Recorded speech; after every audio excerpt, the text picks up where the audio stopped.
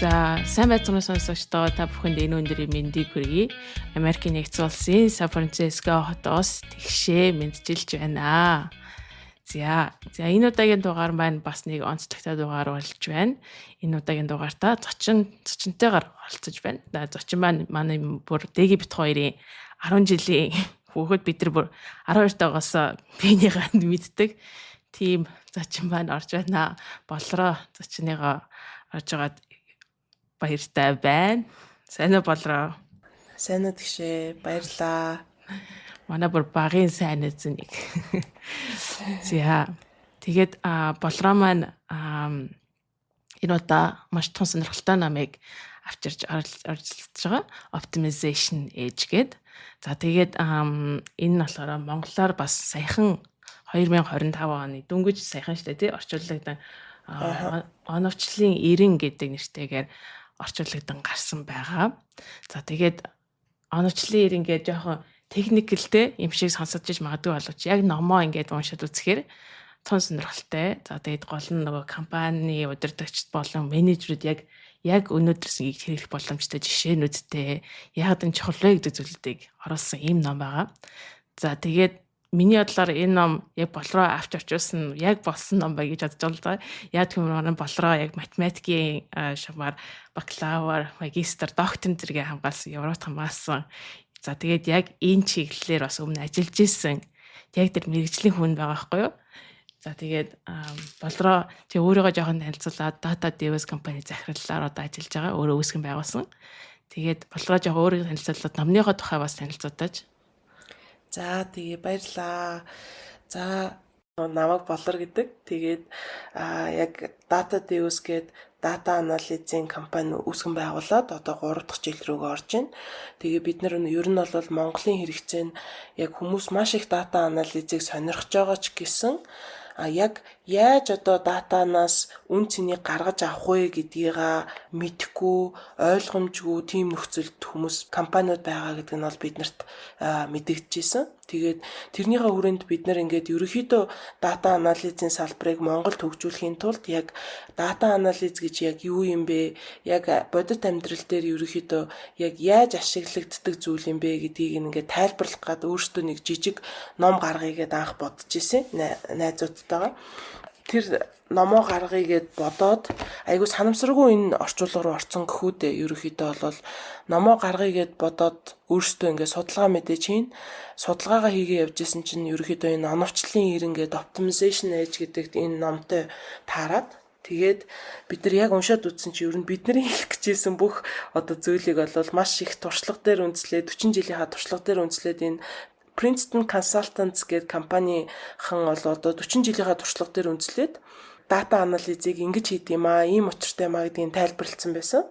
Тэгэхээр хэрвээ бид нэр энэ номноос илүү агуулгатайгаар шууд ингэж бичиж чадахгүй бол энэ номыг орчуулсан дээр юм байна гэдэг ерөөхдөө дүгнэлтэн түрээд Princeton Consultants-ийн зохиолч нь бол Steve Sashihara гэдэг хүн байгаа. Энэ номны зохиогч нь Steve Sashihara нь болохоор 1980 онд Принстонны их сургуулийг төгсөөд тэгээд тэрнээс хойш энэ Princeton Consultants гэдэг компанийг үүсгэн байгуулад явж байгаа. Яг ингээд 40 жил одоо 45 жилийн туршид гэсэн үг шүү дээ. 45 жилийнхаа ерөнхийдөө туршлага хуримтлуулсан одоо юм дата анализ хийдэг багтай олон улсын компани байгаа. Тэгээд эдний туршлагаас суралцах боломж олдоод Стив Сашихара ч гэсэн биднэрт номоо орчуулах эрхийг аль бие усаар олгосонд бол бид нар маш их баярлж байгаа. Тэгэл эннийхээ араас ерөнхийдөө бид нар Princeton Consultants-тай ингээ хамтраад энийг нь орчуулад Монгол уншигчтай хүргье гэд зорьсон манай багийнхан. Тэгээд манайх бас яг цэвэр одоо дата анализ хийдэг компани учраас яг үнэндээ бол бас орчуулга хийх боломжтой юу, орчуулга хийх ёстой юу гэдэг бас асуултууд биднэрт тулгарч исэн. Тэгээ мэдээж нөгөө яг мэрэгжлийн манай ном учраас мэрэгжлийн одоо өөрсдийнхөө мэрэгжлийг тайлбарлах нь бид нар оролцох нь зүйтэй юм гэдэг үүднээс ер нь бол нэлээд талын 5 найзууд маань нийлээд тэгээд редакторлаад манай компани болохоор яг орчуулагчаар нь редактор дээр нь одоос гадна 4 тавлаа ингээд орсон байгаа. Тэгээ эднэрийнхээ бас нэрийг дурдчихоо. Баатар байгаа, Бат зориг, тэгээд Жаргалан, Чандман, болор гэдэг ийм 5 хүний бүрэлдэхүүнтэйгээр редакторлаж гаргасан ном байгаамаа. За тэгэхээр яг мэрэгжлийн хүмүүс нь мэрэгжлийн төвшнийхээ номыг орчуулж гаргасан тийм ном болж энэ монгол хэл дээр гарсан байна. Энийг хаанаас авах боломжтой вэ гэж эхлээс өмнө хэлж байна. Ер нь бол нөгөө Монголд Facebook-ээр хүмүүс аяг их дамжиж худалдаа хийдэг юм байлээ гэж ойлгосон. Тэгэхээр Facebook пэйж байгаа оновчлалын ирэн гэдэг номон дээр хандаарай. Тэгээ ер нь энтер номоор бас зарагдчихж байгаа. Хүргүүлээд бас хүргэлтээр авч олноо энэ номыг. За тэгвэл бид нараас подкастынхаа description дээр бас энийг оруулчих гэж бодож байна. За тэгээд хоёулаа ном руугаа оръё. За тэгээд ном руугаа орохоос өмнө уламжлалсаар спонсороо дурдъя. Think Pharma, Quality for Your Health, Made in Germany. Таны эрүүл мэндийн чанарыг Германд үйлдвэрлэдэг Think Pharma. За тэгээд энэ удаад очинтай ч гэсэн бид нар уламжлалсаараа яг бүлгээр нь хуваагаад яриад явъя гэж бодож байна. За тэгээд эхний бүлгээс нь болроо эхлээд ярих уу. За тэгээд оновчлалын ирэн гэдэг номын оновчлал гэдэг үг нь эхлээд ямар ч тайлбарлах хэрэгтэй баг. Оновчлал гэдэг хэлэнгүүд айгүй сүрдмээр санагддаг. Ер нь бол их сургуульд оптимизац гэдэг хичээл бол хэрэглээний математикийн оюутнуудад бол заадаг. Оновчлал гэж яг юу гэж хэлж байгаа юм бэ гэхлээр ерөөхдөө одоо хамгийн оновчтой хувилбарыг гаргаж ирэх одоо аргачлал гэж бас хэлж болно. Тэгэхээр өөрөөр хэлбэл бидний одоо оновчлал гэдэг маань болохоор яагаад хэрэгтэй юм бэ гэд та бас асууж магадгүй л дээ. Тэгэхээр ер нь бол хүн бизнесийн хамгийн чухал одоо хэсэг нь бол шийдвэр гаргах байдаг. Шийдвэр гаргахдаа оновчтой шийдвэрийг яаж гаргах вэ гэдэг шийдвэр гаргалтын систем гэж хэлэх юм уу та. Тэгээ оновчлал нь бол цөмөрөө яг ингээд оновчлал гэд яриад ахлаар энэ үгнээс битгий сүр дээрээ гэж эхлээд хэлмээр байна. За ингээд номны 1-р бүлэг нь бол оновчлал ерөөхдөө хэрхэн давуу талыг үүсгэдэг вэ гэдэг хэсэг байгаа. За тэгэхээр ер нь бид нар ингээд түүхээр нь эргүүлээд харах юм бол 50-60 жилийн өмнө бол McDonald's, Roy Rogers гэдэг яг хоёр ижлэгэн түвшний компаниуд байж исэн. Эсвэл одоо Walmart, Kmart ч гэдэг юм уу те сүлжээ дэлгүүрүүд байсан. Тэгэхээр энэ сүлжээ дэлгүүрүүд яаж 50 жилийн дараа нэг нь одоо дэлхийн хэмжээний хүн болгон нэрийг мэддэг тийм компани болоод нөгөө Kmart-ыг нь болохоор одоо бараг нэрийг нь мэддэг хүмүүс цөөхөн хэдэн хүмүүс байдаг ч юм уу те. Яг ийм бол юу болов? Ямар өрсөлдөөн болоод нэг нь түүхэн дурсамж болоод бараг мартагдах гэж хахад нөгөөх нь болохоор дэлхийн томоохон одоо сүлжээ дэлгүүр болтлоо өргөжиж чадваа гэдэг асуултыг цөмөрөө энэ бүлэг дээр ерөөхдөө тайлбарлах гэж оролцсон. Мэдээж одоо ингээд салбартаа тэргүүлэхийн тулд стратеги, манлайлал, одоо үйл ажиллагааны үндсэн зарчим, харилцагч төвтэй байх зэрэг олон асуудлууд байгаа. Гэхдээ энийг болохоор одоо яг амжилтын шалтгаан мөн байсан уу үгүй юу гэдэг дээр энэ ном маань нэлээд ухаж үзээд McDonald's-ийн тохиолдол дээр бол юу гэж үзсэн бэ гэхээр McDonald's бол ерөөсөө ингээд маш олон жижиг шийдвэр гаргалтуудыг нь оновчтой байлгаж чадсан байна гэж дүгнсэн байдаг. Тэгэхээр энэ дээр нь болохоор айгүй энгийн дүрм юм шиг харагдаж байгаа ч гэсэн тухайн салбарын яг онцлогтой тохируулаад одоо байршил, улирал, цаг агаар 7 хоногийн аль өдөр, аль цаг үйлчлүүлэгчдийн сонирхол ямар байгаа юм бэ гэдэг олон хүчин зүйлийг тооцдог юм загвартай. Тэр загвар нь болохоор энгийн дүрм болгож бас бууж орж ирдэг. Ингэснээрээ одоо нэг бүргэр хийх гэж байгаа зардал ашиг хоёрын хооронд зохистой тэнцвэрийг ингэж олох одоо боломжтой байдаг бахна. За тэгээд ганцхан энэ бол одоо ингээд зохистой шийдвэр гаргалтуудыг хийгээд байгаа юм биш.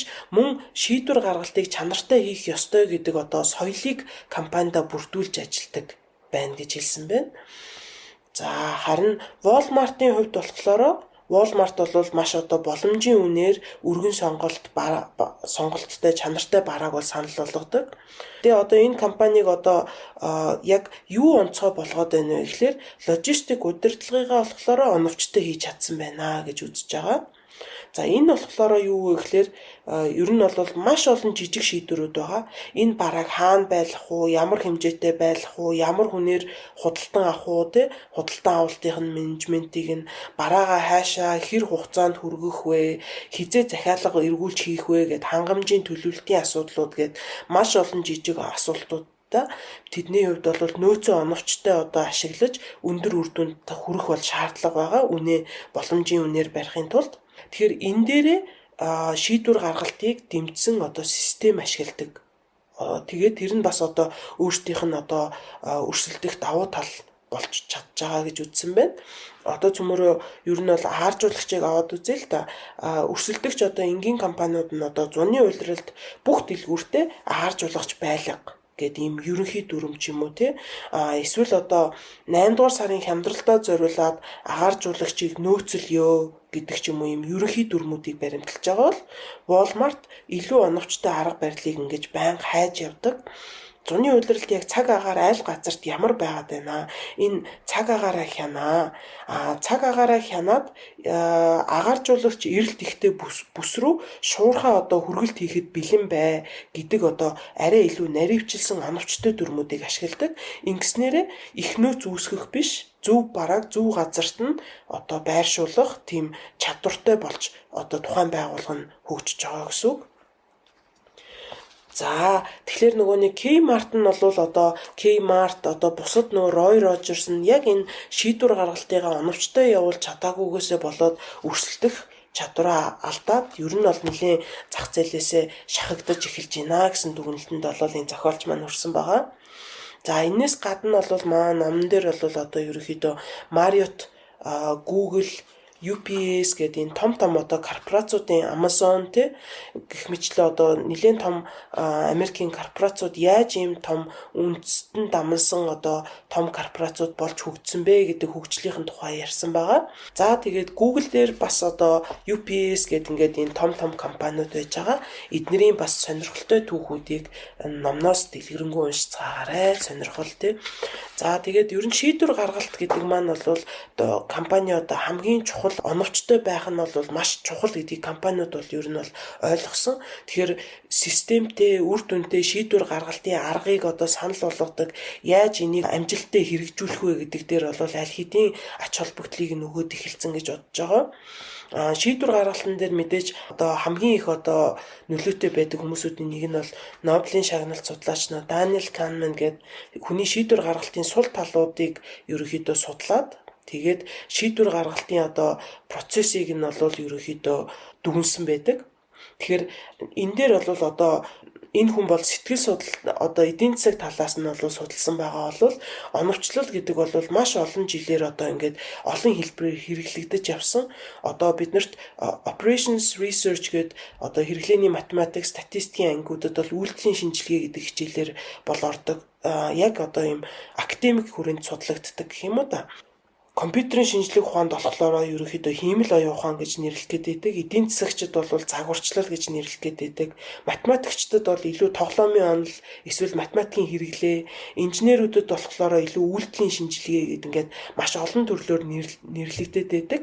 Энэ нь ер нь бол заримдаа бизнес дээр агсан түвшний аналитик, өгөгдлийн шинжилгээ гэж нэрлэгдээд байгаа боловч эдгээр бүгдээрээ нийлээд ер нь бол optimization буюу оновчтой шийдвэр гаргалтыг л тал талаасаа хүн өөрийнхөө салбарын онцлогоос хамааруулан нэршиж байгаа нэршлүүд гэж ерөнхийдөө хэлж болно.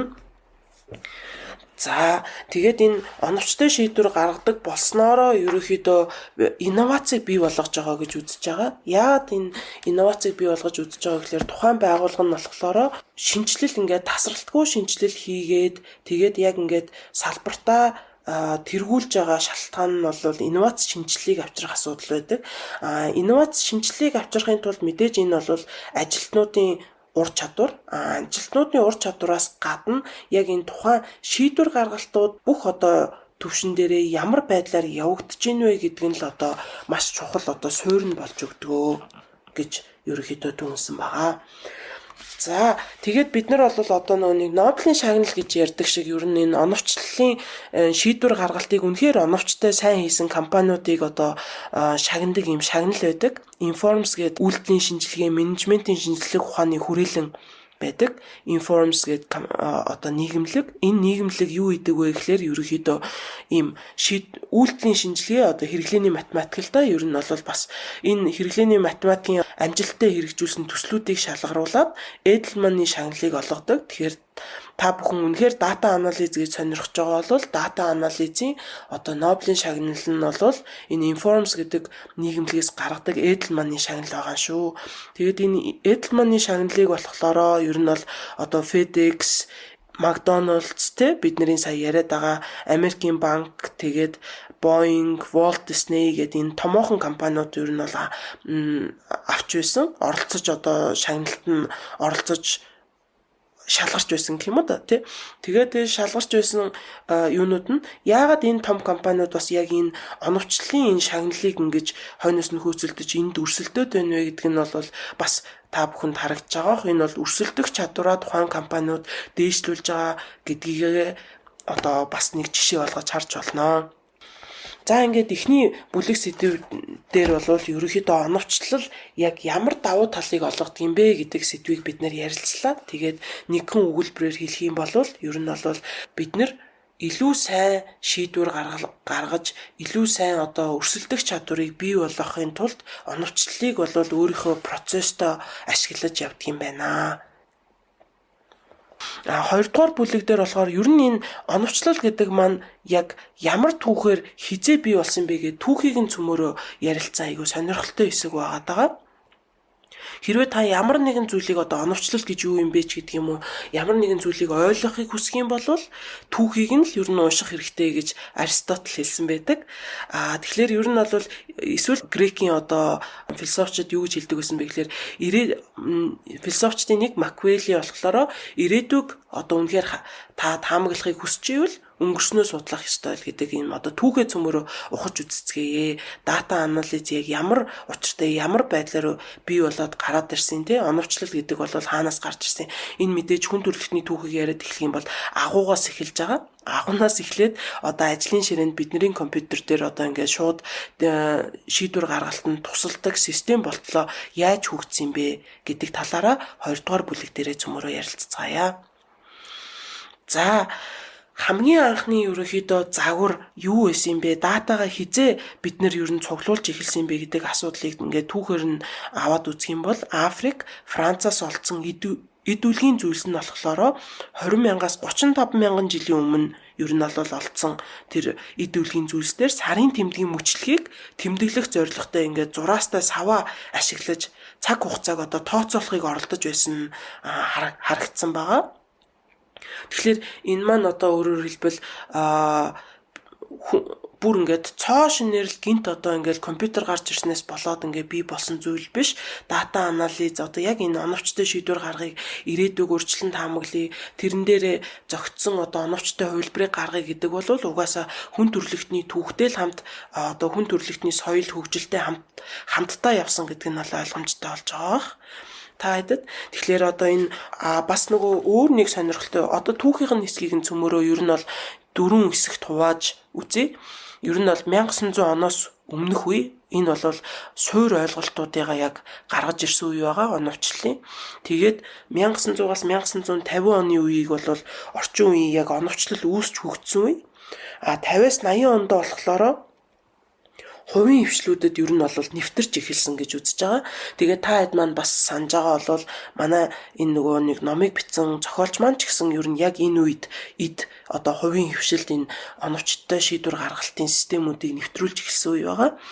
Тэгээд 80 оноос одоо өдийг хүртэл бол одоо нөгөө хувийн компьютер интернет орж ирээд тэгээд бүр олон нийтэд одоо ингэж хүргэгдэж эхэлсэн үе гэж ингэж 4 хувааж болж байгаа.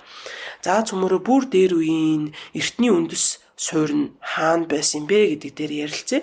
Тэгээ энэ дээр бол хамгийн гоё онцлог одоо жишээ маань бол юу гэж үзэж байгаа вэ гэхээр шашин болон шинжлэх ухааны одоо зөрчил бол 16 дугаар 100, 17 дугаар 100-д бол маш хүчтэй өрнөжсэн. Тэгээ та хэд түүх санаж байгаа бол Галилеиг амьдаар нь шатаадаг ч юм уу тий маш их одоо ингээ шинжлэх ухаан шашин хоёрын хооронд асар том зөрчил явагдаад эрх мэдлийн одоо юм тулаан тэмцэлтэн явагдсан гэж хэлж болно. Тэгэхээр энэ ер нь яг юунаас болсон юм бэ гэдэг бас асуулт байгаа юм л да. Бид нар зүгээр л шинжлэх ухаан нь одоо нотлохоо баримттай одоо ингээд байгалийн ухааныг судалж байгаа хүмүүсүүд яагаад ингээд шашинтай зөрчилдөд байгаа юм бол тоо гэдэг одоо суур асуултуудыг нь бодоод үзэх юм бол энэ ном дээр ямар тайлбар хэлж байгаа вэ гэхээр ерөөсөө шашин бол ирээдүй гэдэг зүйлийг ерөөсөө л бурхтал мэддэг байсан. Өөрөөр хэлбэл мэрэг төлөгч ч юм уу те бөө ч юм уу эднэр бол ирээдүйг таамаглах эрх мэдэл нь зөвхөн одоо шашны гартал байсан байгаа. За тэгэхээр энэний нэг жишээ олгоод хэлэх юм бол ер нь бол эрсдэл гэдэг ойлголт байгаа. Эрсдлийг бол математикаар илэрхийлэх боломжтой юм уу гэдэг одоо асуултанд нь бол одоо энэ 17 дугаар зууны мөрөгтэй тоглоомын үед одоо энэ асуултууд их гарч ирдэг байсан. Тэгээд нэрт математикч одоо Паскал бол ер нь энэ дээр нэлээд бодлого боддог байсан. Одоо жишээлбэл аль ямар эрсдэл гэдгийг бид нэр одоо шоо хаяад аль нь илүү их магадaltaй вэ гэдгийг мэднэ гэдэг бол ирээдүйг таамаглах одоо боломжийг нь гаргаж ирж байна л гэсэн үг болчихж байгаа. Тэгэхээр бид нэр бол 10 жилдээ магадлалын хичээл гэж үзээд байдаг. Яг үнэндээ магадлалын хичээл маань бол ирээдүйд болох эрсдлийг тооцоолох суур ойлголт байна. За тэгээд эрсдлийг бол ерөнхийдөө бид нар математикт бол хүлээгдэж буй үр дүн гэж үздэг. Тэгэхээр одоо хүлээгдэж буй үр дүн нь ямар жишээгээр илэрдэг вэ гэхээр одоо би одоо $1000 олох боломжтой. Гэхдээ алдах магадлал нь 5%. Өөр нэг хувилбар нь болохоор би бас дахиад $1000 олох боломжтой.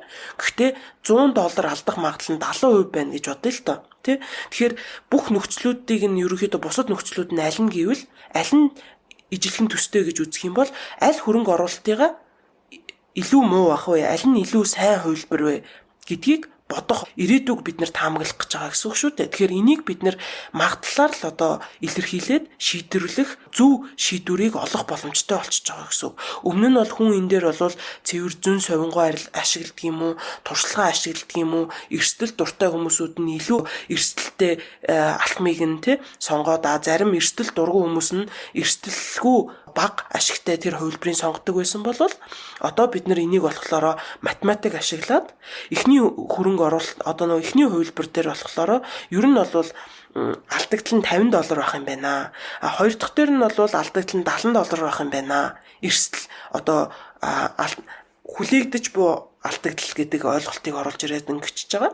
Тэгэхээр ер нь бол эхний сонголт нь болохоор илүү бага алдах магадaltaйг нь шууд гарчиж байгаа гэсэн үг. Яг ингээл бид нар одоо нөгөө шийдвэр гаргалтыг л бид нар оновчтой болгоно гэдэг маань одоо ингээ хэрэглээний математик магадлалын оноллууд ороод ирсэн гэж хэлж болно. За тэгээд бид нар болохоор ер нь бол бас яг энэ суурин тавигдсан 1900 он хүртэлх үед бол компьютерийн ихэнх үе байсан байгаа. Энд хамгийн анхны алгоритм зохиогдсон, хамгийн анхны компьютерийн одоо механик компьютерууд зохиогдсон үе байж байгаа. Маш сонирхолтой үе. За ингээд энэ компьютер ерөнхийдөө компьютерийн үе ингэж гарч ирээд тэрний араас болохоор ер нь бол оновчлын үе яг оновчлол өөрөө үүссэн үе гэж байгаа.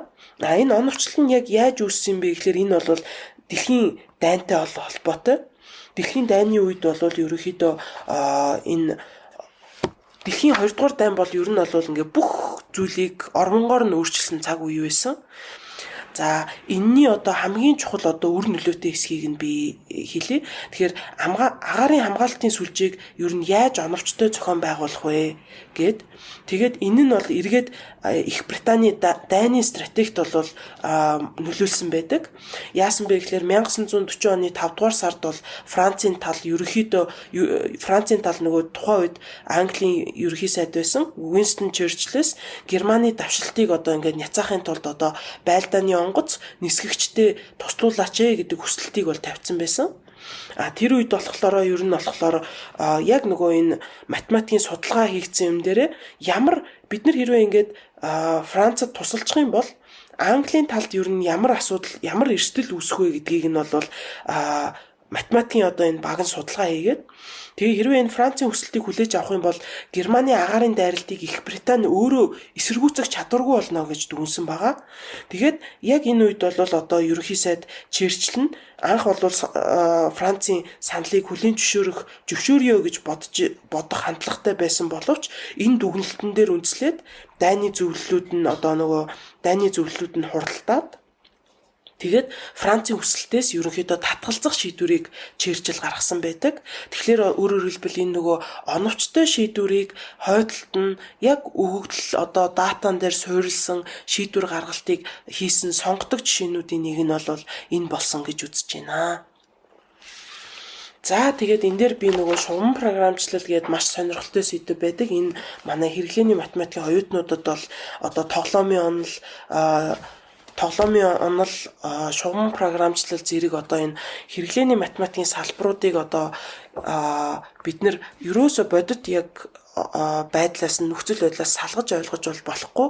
Монголд бол ингээд хэрэглээний математик үйлдэлийн шинжилгээг бол ингээд ер нь бол нэлээд хэрэглээнээс хол байдаг гэж үздэг бол энэ бол олон улсад бол ингээд тоглоомын онол нь хэрэглээний математик нь ашиглагдаад яг ингээд бодит практик дээр үр дүнгээ гаргаад явж байгаагаас нь бид нар бас суралцах хэрэгтэй гэж үзэж байгаа. За тэгээд энэ дайны үед бол мөн бас яг орчин үеийн компьютерийн эхлэл нь бол тавигдсан байгаа. Тэгээд компьютер дайн дуусаад би нэг түүхийнхаа 3 дугаар хэсэг рүү оръё. Дайны дараах бизнесүүд бол маш хурдтай өсөж эхэлсэн. Энэ манай түүхийн 3 дахь хэсэг. Компьютерийн үнэ нь бол хямдхан болоод илүү хурдтай болоод ингэснээрээ бол хүртээмж оновчлалыг энэ шийдвэр гаргалтыг хүртээмжтэй болгох нөхцөл нь бүрдсэн гэж үзэж байгаа. За тэгээд энэ компьютерийг бол хамгийн түрүүнд компаниуд Нью-Йорк хотын хог хаягдлын газар 22,000 тонн хог хаягдлыг аль гудамжнаас яаж цуглуулж устгах уу гэдэгт ийм оновчтой шийдвэр гаргахад ашиглаж эхэлсэн байгаа. Тэгээд FedEx компани болохоор хаана төвүүдээ байршуулах уу, машины зогсоолын хаана байвал зүгээр үү гэх мэт асуудлуудад оновчлалыг ашигладаг болсон байгаа. За энэ мэтэр ингээд компаниуд ерөнхийдөө дайны дараагаас ерөнхийдөө оролцож эхэлсэн байна. Тэгээ яагаад энэ компьютер ийм амар их нөлөөтэй байсан бэ гэхээр хүний шийдвэр гаргалт бол ер нь бол хязгаартай. Тэгээд энэ нэг ярьжсэн Даниэл Канеман гэдээ ярьжсэн. Эднэрийн хэлснээр бол ерөнхийдөө туршилтаар ийм юмыг баталсан байдаг. Хүн бол ер нь бага магадлалтай асуудлуудад маш их ач холбогдол өгдөг. Бас ашигаас илүүтэй алдагдал дээр амар их анхаарч тусгаж авдаг. Мөн би мэдээлэлээ яаж тухайн хүнд хүргэж байгаагаас хамаарат шийдвэр гаргалтууд нь ялгаатай байдгаа гэсэн дүгнэлтэнд хүрсэн байдаг. Тэгэхээр энэ дээр бол өөрөөр хэлбэл ийм өрөөсгөл хандлага угаасаа хүн шийдвэр гаргахад бол тодорхой хэмжээний ийм өрөөсгөл асуудлууд байгаад байдаг. Компьютер орж ирээд энэ дээрээ дата анализ ашигласнараа асуудлыг нь өөр өнцгөөс харах боломжуудыг нь гаргаж ирж байгаа гэж хэлж болно. За тэгээд цөмөрөө түүхийнхаа хамгийн сүүлийн үе буюу дата анализийн 4 дахь үе рүү оръё. 4 дахь үе нь бол 80 оноос хойш оновчлалыг хүмүүст энгийн олон нийтэд хүргэж эхэлсэн үе байж байгаа. Өмнө зөвхөн том корпорациуд л өндөр үнээр худалдаж аваад тэгээд ийм оновчтой шийдвэр гаргалтын системийг хөгжүүлэх боломжтой байсан бол 80-ад оноос эхлээд ерөөсөө компьютерийн үн бол маш хямдраад хүчин чадал нь бол өндөр болоод дотоод сүлжээ, интернет нэвтэрснээрээ гар утас орж ирснээрээ ер нь бол бүтэн хувьсгал явагдсан гэж хэлж болно. Тэгээд дэлхий дээр тархсан энэ интернетийн бүх сүлжээг ашиглаад оновчлалыг бас хийх боломжтой болж эхэлж байгаа гэсэн. Тэгэхээр энэ нь ямар боломжийг олгож байгаа вэ гэхээр корпорац бүр амар том хөрөнгө оруулалтыг шаарддаг биш. Ер нь бол тодорхой хэмжээний боломжийн бага жижиг компаниудад оновчлалыг бас ашиглах боломжууд нь гарч ирсэн гэж хэлж болно.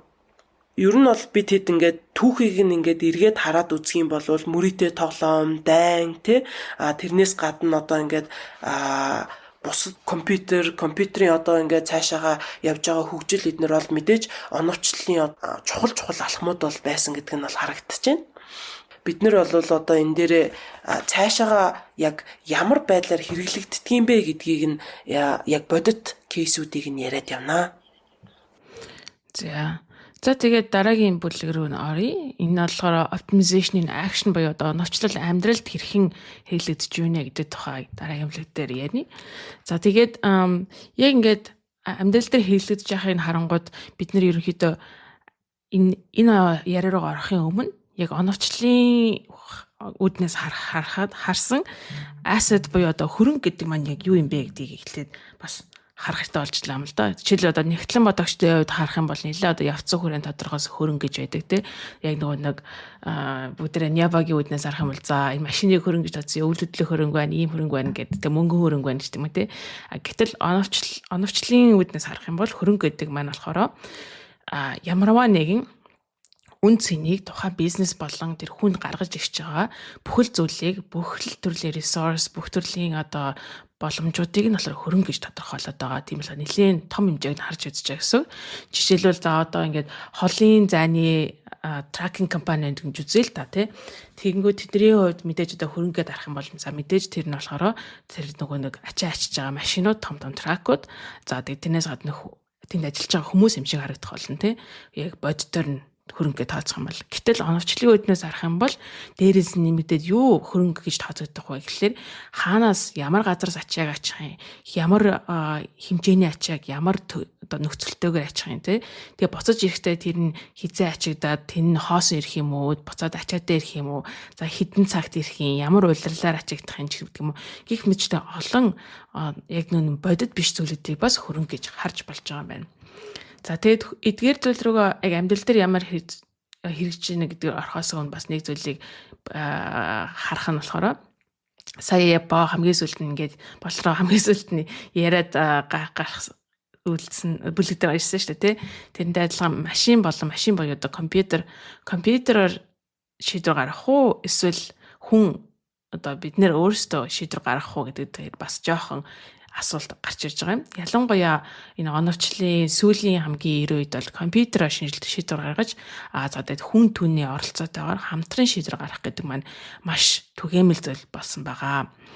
За мэдээж компьютер болон хүн гэдэг маань тусдаа өөрийн онцлог шин чанартай. За тэгээд давуу талууд нь байгаа тусдаа.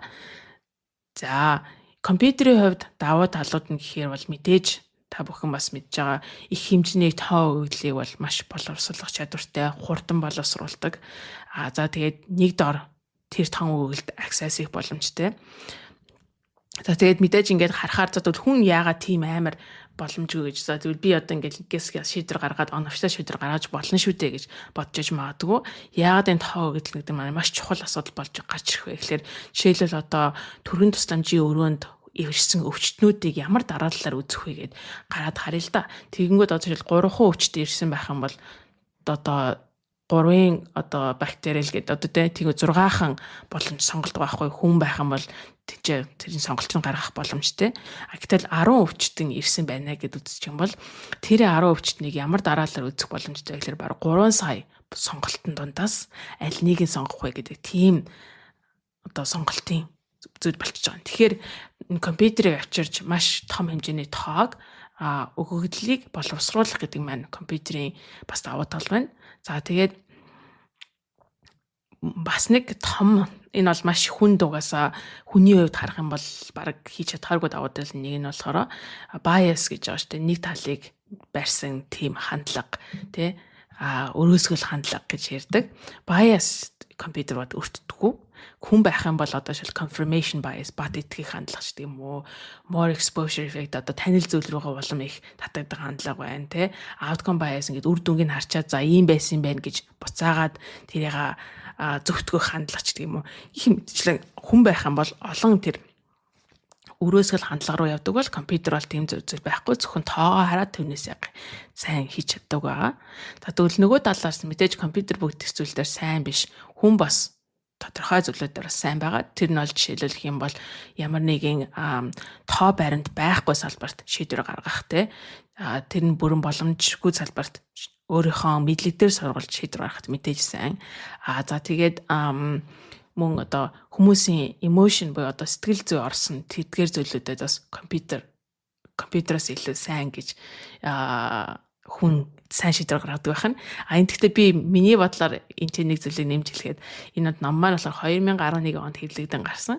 Тэгээ одоо бол химэл оюухан AI гэдэг маань бас нэлээд бүр хүний эмошныг сайн уншдаг, сэтгэл зүйг сайн уншдаг болсон, илүү ойлгодог болсон гэж ер нь бол харж байгаа. ChatGPT-ийг харах юм бол таны юу хэлэх гээд байгаа ч ер нь л амар сайн ойлгож байгаа.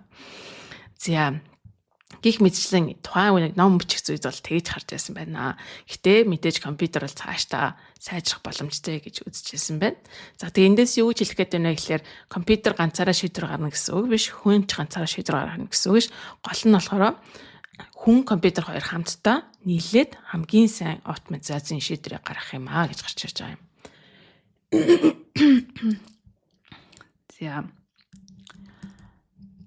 За тэгээд амьдрал дээр яг ямар хуу жишээнүүд гарч ирж байна вэ гэдгийг нь бас яриа яваа л да. Энд чи болохоор нэг компани, тун сонирхолтой компани болохоор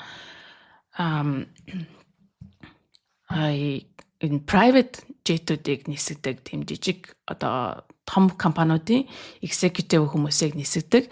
За тэгээд энэ private jet юм компани байгаа юм. За тэр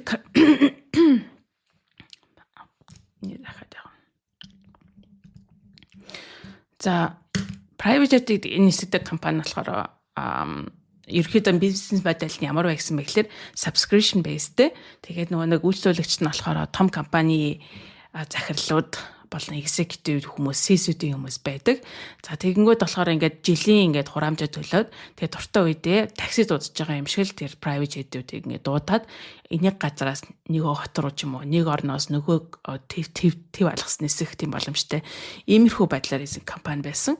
За тэгээд тухайн үед бол мэдээж хамгийн гол асуудал нь юу байсан бэ гэхээр тэр компани одоо нисгэж байгаа нэг ойролцоогоор нэг 500 гаруй өөрсдийн гэсэн онгоцтой private jet-тэй. За тэгээд тэрийг нисгэхдээ нэг газар ингээд ихвчлэн нөгөө нэг тэр том захирлууд дандаа сүүлийн одоо бараг л ингээд айгүй цагийн толгож байгаа. За одоо шууд нисээ тийш нисээ гэж их захиалга өгдөг. Тэгэнгүүт нөгөө нэг онгоцоо айгүй хоос нисгдэг байсан юм байна л да. Тэр өөр хотод дуудчихлаа. Тийм болохоор нөгөө хотод онгоцоо авчрахын тулд гэдэг айгүй хоос нислэг ихтэй. За тэгээд түүнээсээ болоод агаарт нэг цаг л хоосон нисэх эсвэл одоо нөгөө зорчигчтой хүлээгээд нэг цаг л хоосон зогсоход ойролцоогоор тэр нь болохоор нэг цаг нь 1000-аас 5000 долларын зардалтай. За тэгээд ерөөхдөө эдгээр зүйлээс болоод жилдээ 15,000 тэг 1 долларын нэг хувиар л одоо хэрвээ зардлаа бууралсан байгаа бол жилдээ 15 сая долларыг хэмнэх боломжтой ийм зүйл байсан. Гэхдээ энэ бол тухайн үед хийжсэн нь болохоор яг оновчлыг бүрэн оруулаагүй тухайн жижигхэн баг-багаар салгаа тэгээ баг дотроо өөрөөсөө хийх чадвартай тэр оновчлуудыг хийгээ явж ирсэн. Гэхдээ нэг том компанийн хувьд харах юм бол энэ бол ингээс бүтэн ийм оновчлын зүйл болж чадаагүй байсан байна. За тэгээд энэ дээр Стив Сашихарагийн багийнхан энэ компанид ажилласан. За энэ бол маш тийм гоё онцлог кейс болж эхэлсэн юм байна л да. За тэгээд оновчлалыг одоо хэрэгжүүлж байгаа эдгээр хүмүүс оруулж ирсэн болохоор юу хэрүүлсэн бэ гэхээр ерөөсөө онгоцыг тэр сул явуулахгүй байх, сул хүлээхгүй байх. Тэрийг нь болохоор хамгийн хэрэглээг нь хамгийн өндөрсгөөд за тэгээд хамгийн гол нь хэрэглэгчдийнхаа сэтгэл ханамжийг нь болохоор хамгийн их байлгая. За тийм ууртай хэрэглэгчдийг хамгийн бага байлгая гэдэг талаас нь ингэж хараад ингэж орж ирсэн байгаа. За тэгэнгүүт энэ юу болсон бэ гэхээр энэ маш олон зүйлүүд энэ бол нислэгийн хуваарийг гаргахад бол нөлөөлтийг нь ойлгож ирсэн. Жишээлбэл хідэн нэг онгоц хідэн шиг одоо зорчигчтой авах боломжтой тий хэр хоол нисэх боломжтой.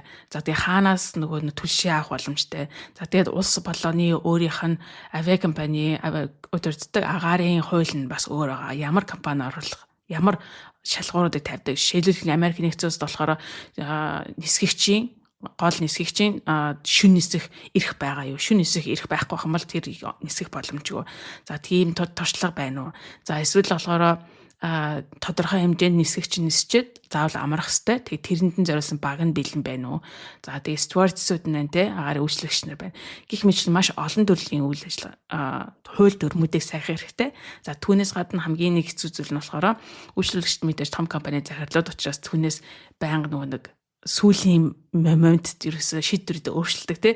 Энэ хот руу явъя гэсэн чинь боллоо. Энэ хуралдаас учраас энэ ч үлдэхээр болоо ч гэх юм уу тий.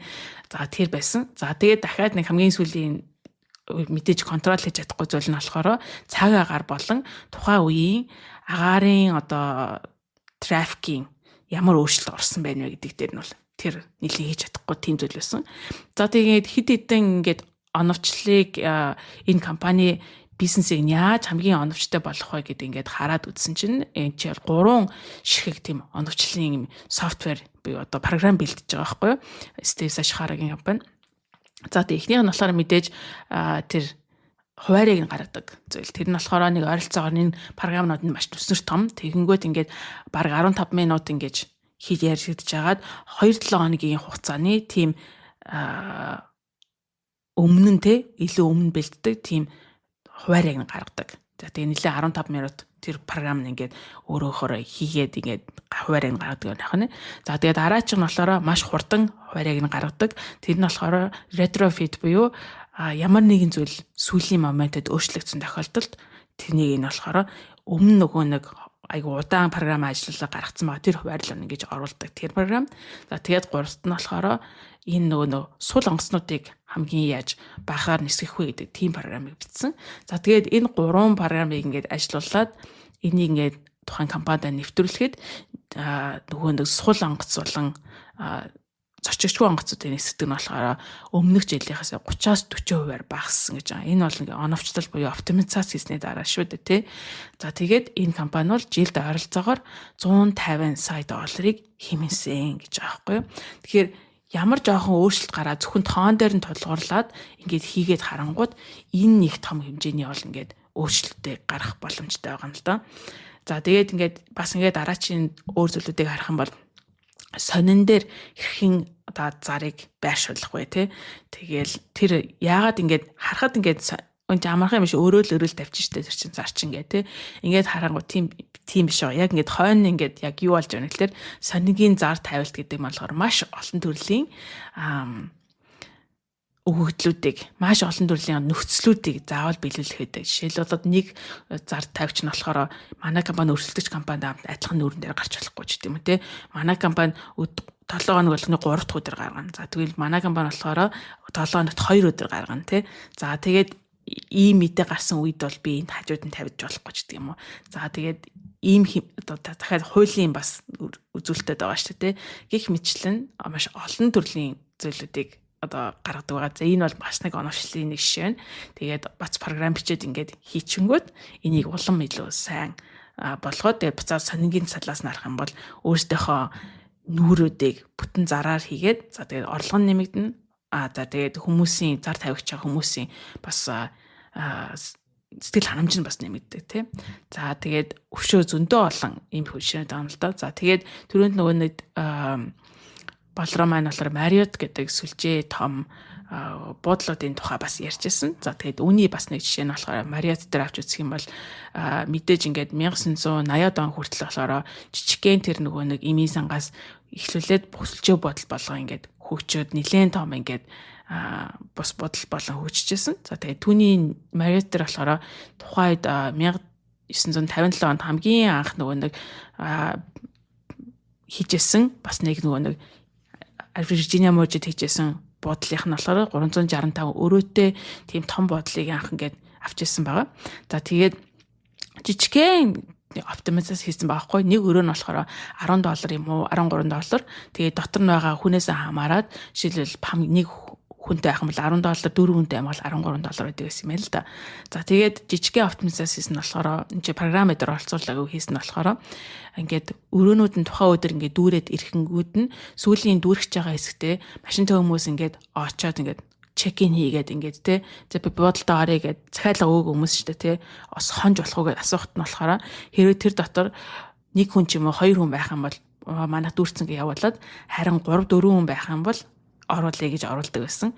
Зүгээр зөвхөн ганцхан ийм жишээн дээр ингээд хийнгүүд тэр Marriott компани тухайн буудлын орлого нь болохоор 44% өссөн гэж байгаа байхгүй.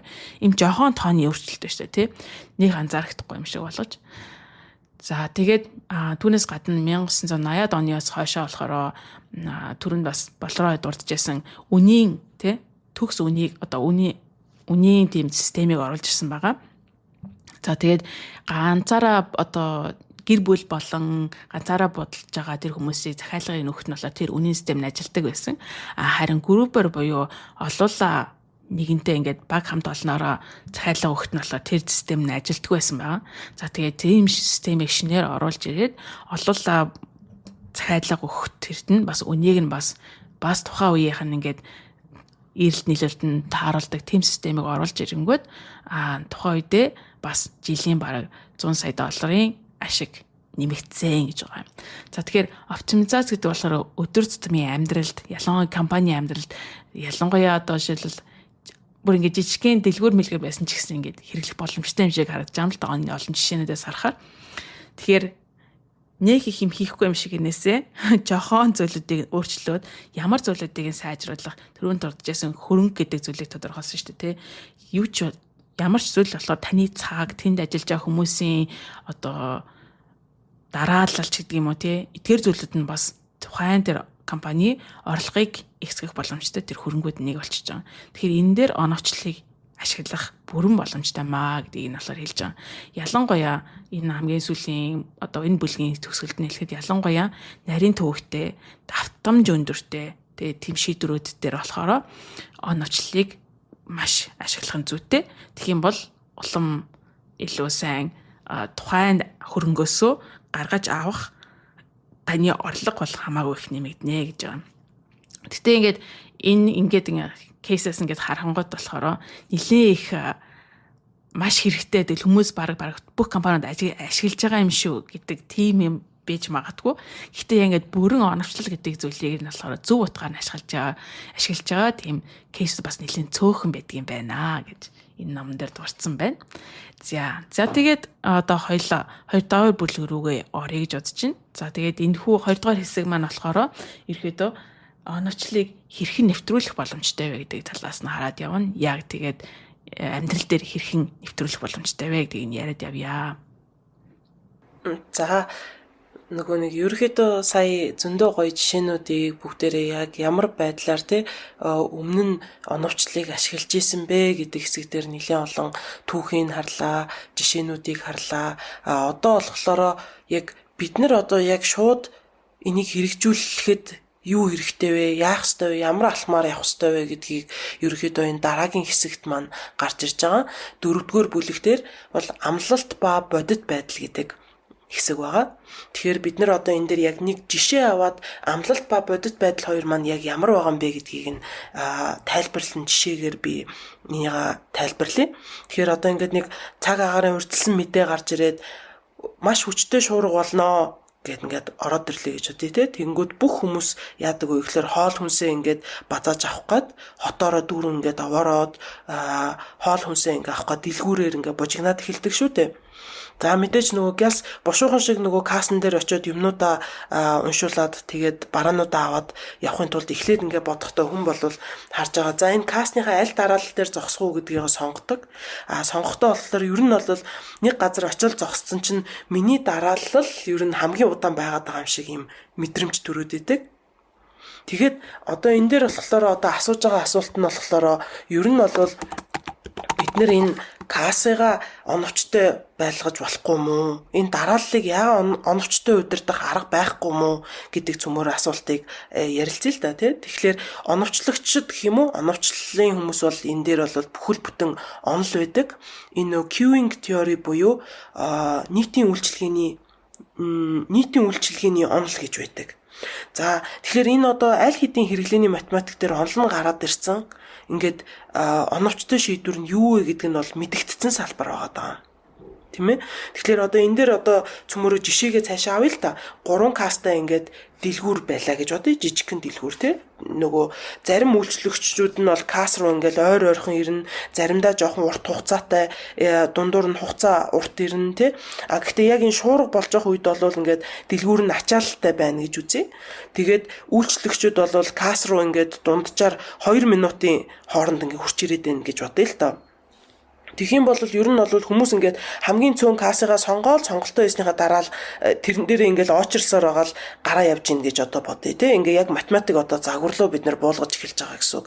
За тэнгууд бол нэг касс чин ер нь бол үйлчлүүлэгчдэр нэг 5 минут зарцуулдаг юм байна. За тэгвэл ер нь бол одоо ингээд нэг игнэний системд ингээд шилжчихвэл яг үг ингээд 3 параллелаар зэрэг ингээд уулна касс ажиллаж байгаа шүү дээ. Гэхдээ та хэд сандаг болвол ингээд ерөөхдөө дундуур нь ингээд явуулдаг болоод нэг игнээ рүү ингээд шилжүүлээд тэгээд нөгөө нэг игнээ нь ингээд жагсаж хүлээж зогсож байгаад 3 руугаа салж явдаг болохчул яах вэ гэсэн үг. 3 зэрэг хүлээж зогсох биш. Бүгдээрээ нэг игнээ зогсож байгаад яг кассан дээр очиж 3 салаад явдаг болчвол яах вэ гэж асууж байгаа.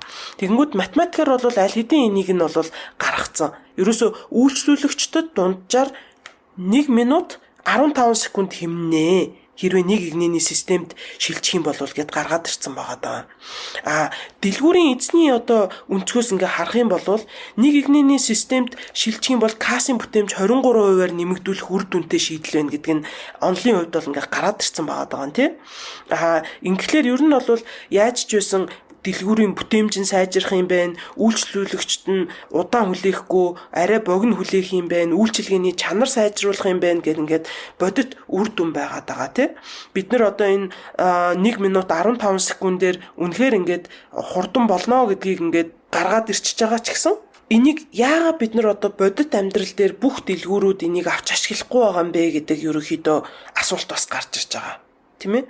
Тэгэхээр яагаад ийм одоо юу гэх онлын хувьд энэ ойлгомжтой болцсон. Тэгээ энийг хаана ашиглаад байна гэж харах юм бол та нар анзаарсан бол одоо онгоцны бас ингээд пассвортны шалган эднэр дээр заримдаа яг энэ нөгөө нэг игнэний систем рүү шилжчихсэн байгаад байдаг. Ингээд пассвортаараа зэрэг 4 пассворт шалгагч явуулахгүйгээр яг ингээд нэг игнэндээ хүлээж байгаа явцсан байдаг. Тэгэхээр яагаад ингээд зарим салбарууд нь энийг ингээд яг энэ онлыг нь авч хэрэглээд үр ашигаа сайжруулад зарим нь үр ашигтай гэдэг хахад чинь хэрэглэхгүй байгаад байна вэ гэдэг асуудал байгаа даа. Тэгэхээр энэ амлалт нь бол одоо оновчлыг ашигласнараа бид нэр үр ашигаа бүтээмжээ 23%-аар нэмэгдүүлэх боломжтой байна гэдэг тооцоо гарсан бол бүх компаниуд шилжихгүй байгаа шалтгаанууд нь юу вэ гэдгийг одоо тайлбарлаж бид нэр тайлбарлах гэж энэ бүлэгтээ бол оролдож байгаа.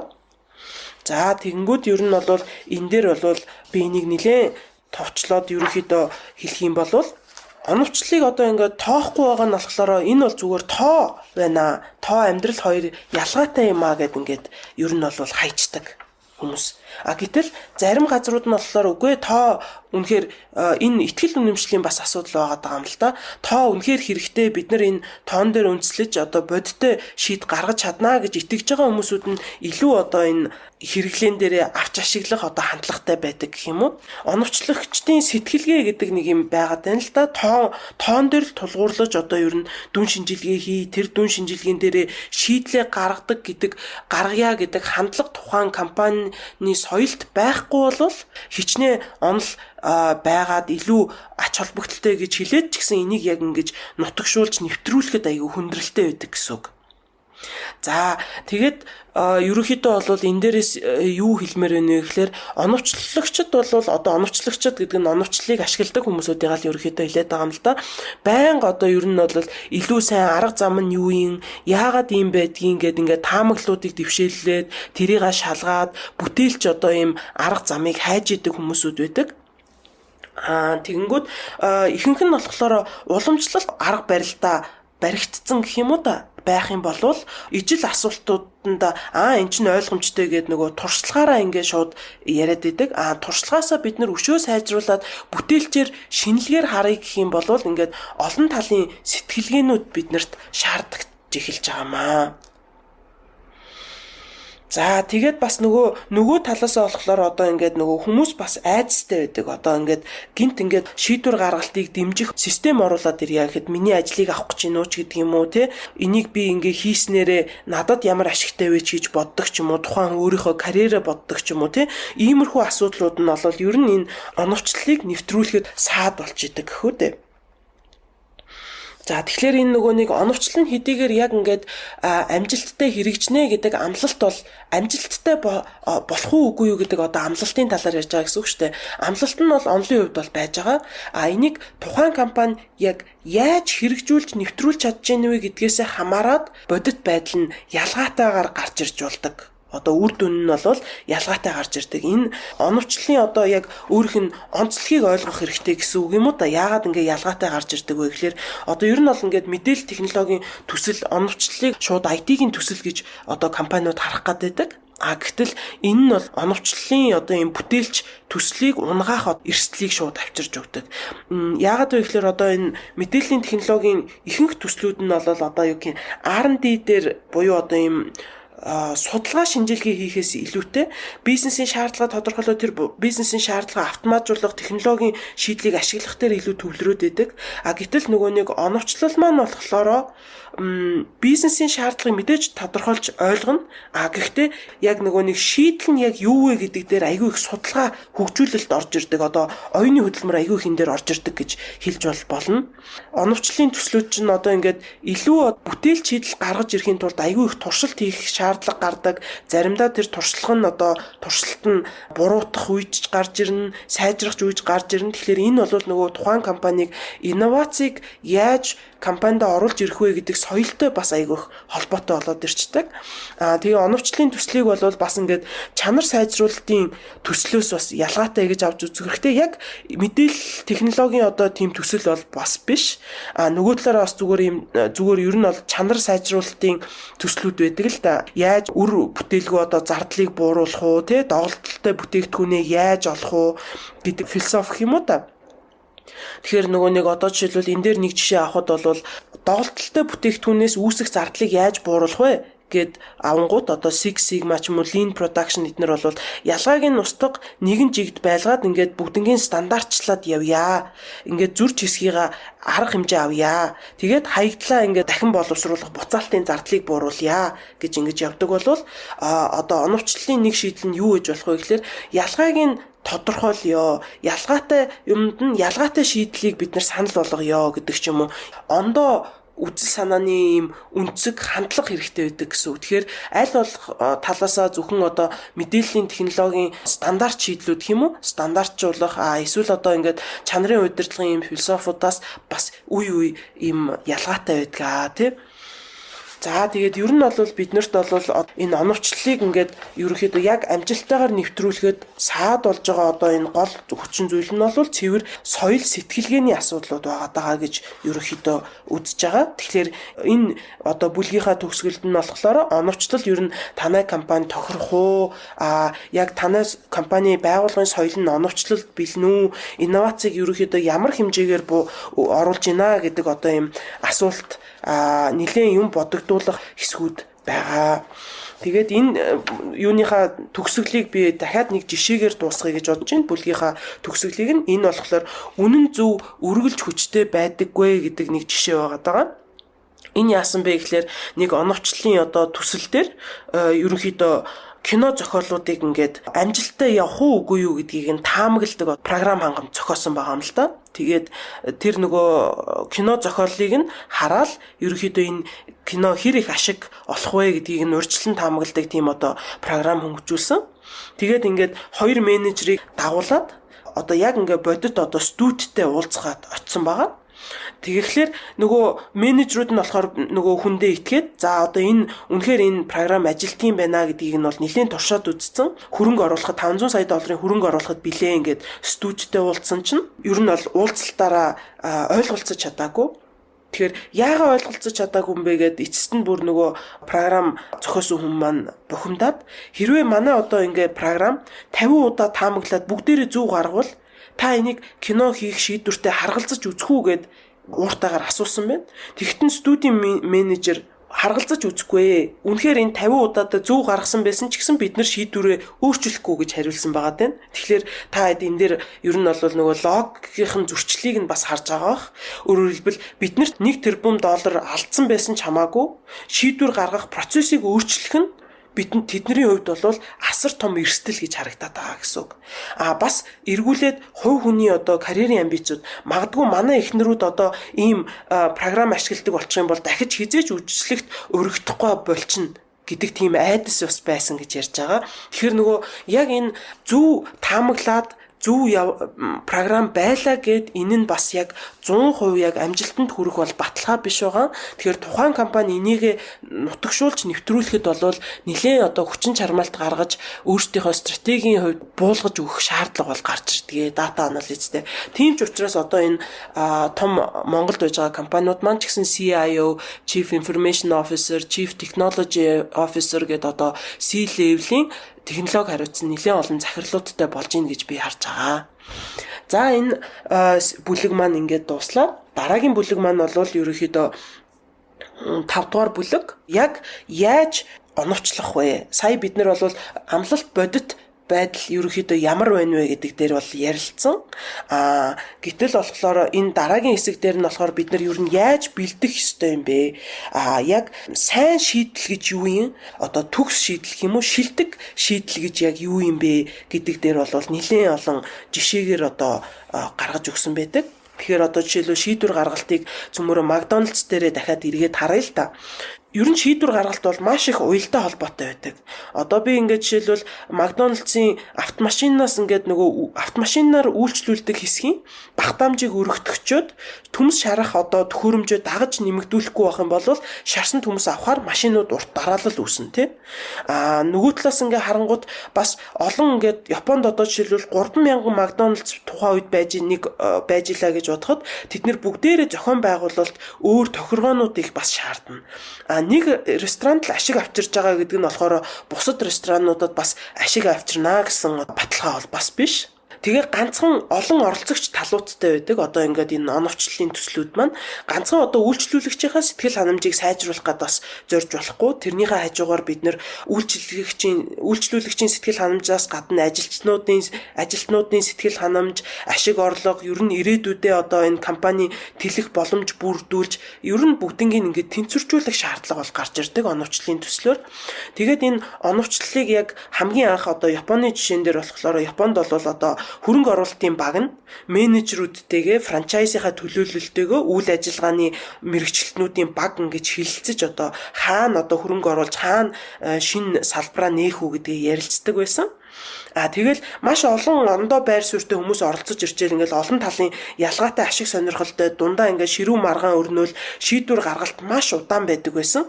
Мөн одоо энэ бол илүү хувийн туршлага менежментийн мэдлэг дээр бол тулгуурлаж байсан. Энэ үед нь болохоор одоо Макдоналдсын үйлдлийн шинжилгээний захирал одоо Майк Крамер гэдэг хүн байсан хүн маань энэ шийдвэр гаргах үйл явцыг оновчлохыг бол зорьсон. За тэхийн тулд ер нь үйлчлүүлэгчид Японд байж байгаа үйлчлүүлэгчдийн маань зорчигч урсгал нь ямар юм бэ? Захиалгын нь хэв маяг нь юу юм бэ? Манай үйлчилгээний түвшин ямар байгаа юм бэ?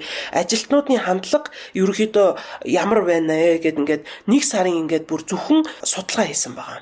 За тэгээд энэ судалгаа хийснийхаа дараа одоо мэдээлэлээ цуглуулж эхэлсэн, датагаа цуглуулж эхэлсэн. Тэгээд датагаа цуглуулад ерөөхдөө туршилтууд хийж эхэлсэн байгаа. Туршилтууд ажилтнуудын стресс нь ямар байгаа, санхүүгийн гүйцэтгэл ямар байгаа даа, өргөтгөл хийгээд гарвал одоо ямар давуу тал үүсэх вэ гэх мэтлэн одоо ингээд нэг сар уулзаад судалгаа хийснийхаа үндсэн дээр одоо програм хангамжийг ерөнхийдөө бэлдэж эхэлсэн. Шийдвэр гаргалтын оновчтой програм хангамжийг бэлдээд тэгээд хөрөнгө оруулалтын багуудтай уулзаад за бид нар одоо ингээд өөрчлөгдөх шаардлагатай байна. Маргалдаад авах хэрэггүй хувилбаруудаа туршиж үздэг болёо. Энийхээ үр нөлөөг бид нэр ингээ хардаг болёо. Ямар нэгэн хувилбаруудыг олон хувилбаруудыг хөрөнгө оруулалтын хувилбаруудыг ингээд туршиж үзээд үр нөлөөг нь бид нэр харж чаддаг болсноороо бид нэр аль шийдвэр гарах вэ гэдгийг ерөнхийдөө илүү оновчтой шийдэх боломжтой болноо гэж хэлээд энэ өөрчлөлтүүдийн дунд яасан бэ гэхээр одоо энэ Японы хөрөнгө оруулалтын стратеги нь 100 сая долларын нэмэлт орлогыг зөвхөн эхнийхээ жилд олсон байна. Хөрөнгө оруулалт хийсэн 12 төрлийн рестораны 8-ын хувьд үйлчлүүлэгчдийн тоон 10%-аар нэмэгдүүлсэн ба нөгөө үлдсэн дөрөвт нь ч гэсэн хангалттай өсөлттэй байсан гэж үзэж байгаа. Тэгэхээр энэ бол зөвхөн нэг жилийн асуудлыг одоо нэг жилийн орлогыг нь ярьж байгаа гэсэн үг шүү дээ. Тэгэхээр амжилттай хэрэгжүүлж бэлтгэж хэрэгжүүлсэн жишээ байгаамаа. Энэ дээр бид нөгөө нэг онцлох гээд байгаа зүйл нь юу вэ гэхээр бид ингээд шууд ингээд нэг математик загвар оруулж ирэл ингээд хийгээд байгаа юм биш. Энэ бол яг харахгүй тухайн газартаагаа уулзаж судалгаа шинжилгээ хийгээд өөрчлөлтийг бүтцийн хувьд амжилттай нэвтрүүлж оруулж ирээд тэрэн дээр үндэслэж одоо шийдвэр гаргах процессыг хүртэл өөрчлөгдөөд тэр өөрчлөгдсөн процессийнхаа үр дүнд гарч ирж байгаа байгууллагын одоо инновацийн шинжилэл гэж бас хэлж болж байгаамаа энийг. За ингээд 5 дугаар бүлэг маань ерөнхийдөө 5 дугаар бүлгийгаа би бол яг энэ хэсгээр бүр нарийн орох гэхлээр энэ бол нэлээ яг төслөө яаж амжилттай хэрэгжүүлэх вэ гэдэг маш нарийн дүрмүүдийг бас зааж өгсөн байгаа өөртөөгөө туршлага дээр үндэслээд энийг нь бол ер нь товчилжё гэдэг саналтай байна. За дараагийн хэсгээр нь оръё. Энэ бол 2 дугаар хэсгийн 6 дугаар бүлэг байгаа. Энэ бүлгийн нэр нь болохоор Ready Set Execute буюу анхаар бэлдээд маш гүйцэтгэе гэж орчуулагдсан байна. За энэ ерөнхийдөө бол энэ оновчлалын прожектуудыг яг байгууллага дээр үйл ажиллагаанд хэрэгжүүлээд яг юун дээр анхаарах тухай энэ дээр бол гардаг байгаа. За ер нь технологи гэдэг зүйлийг шинэ технологиг ямар нэгэн байгууллага болон ийм организацид авчрахад ямар нэгэн тийм таны бодож байгаагүйгээр үр дүн гарах тийм магадaltaй байдаг. За түүний нэг одоо жишээ нь бол байгууллага бичигсэн одоо Австралийн Aboriginal хүмүүс бол дээр гадаг нэг жишээ байгаа. Тэр нь яасан бэ гэхээр Aboriginal хүмүүс бол анх өөрсдөө чулуу болон мотор юм амьдралаа болгодог. За тэгээ чулуун зэвсгийг ашигладаг байсан бол англичууд ирснээрээ тэнцээ төмөр зэвсгийг гаргаж өгсөн.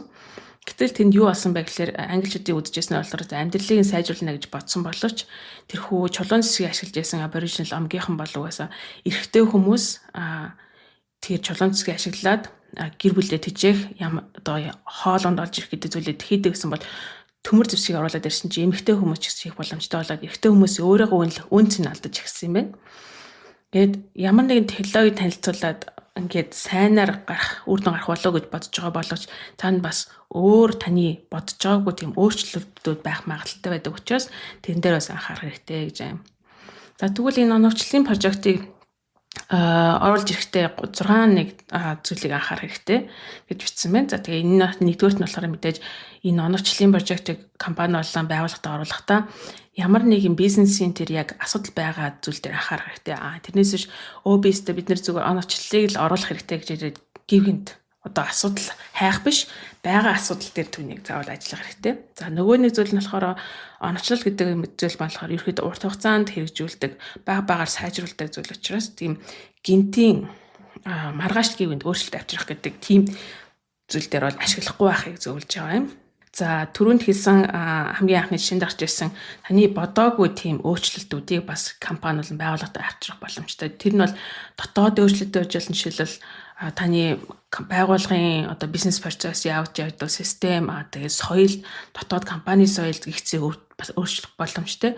Түүнээс гаднаас гадаад өөрчлөлтүүд байж болно. Тэр нь жишээлбэл таны үйлчлүүлэгчд байна. Тэгээд ханган нийлүүлэгчд бусад танд холбоотой бизнес талбайтай хүмүүс бас энэ нас нөлөөлөх боломжтой. Тэгэхээр ямар өөрчлөлтүүдийг авчрах вэ гэдгийг бас бодолцох шаардлагатай маа.